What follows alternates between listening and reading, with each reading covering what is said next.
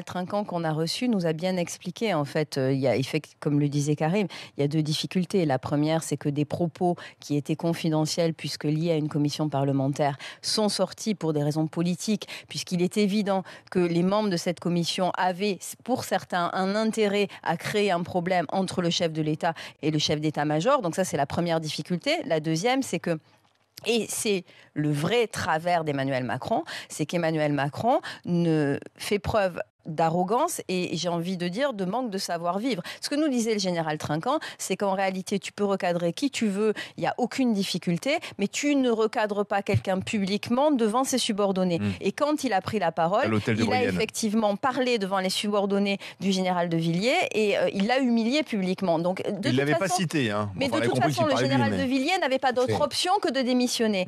Maintenant, la difficulté, la vraie difficulté qu'on va avoir avec Emmanuel Macron, c'est cette arrogance qui est... Tu le trouves arrogant, toi, il est extrêmement arrogant et je vais te dire... Prétentieux, autoritariste. Surtout, non, mais surtout, la vraie difficulté qu'il va y avoir, c'est qu'on lui pardonne aujourd'hui des choses qu'on n'aurait pardonné ni à Nicolas Sarkozy, ni à François Hollande. Alors, je ne suis pas sûr que les Français vont lui pardonner ça. Hein. Oui, mais moi, je vais revenir. Il fait des déclarations sur les quoi ça, sur ces gens qui meurent en mer.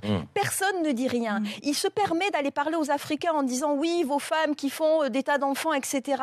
Personne ne dit rien. Il se permet de moucher publiquement un chef d'état-major général 5 étoiles, personne ne dit rien. Non, Emmanuel Macron a un vrai problème de communication et tu as quand même la responsable de sa cellule communication qui dans une interview dit « oui, nous mentons » et qui assume mentir à la presse. Si tu veux, il y a autour de lui des réactions limite sectaires.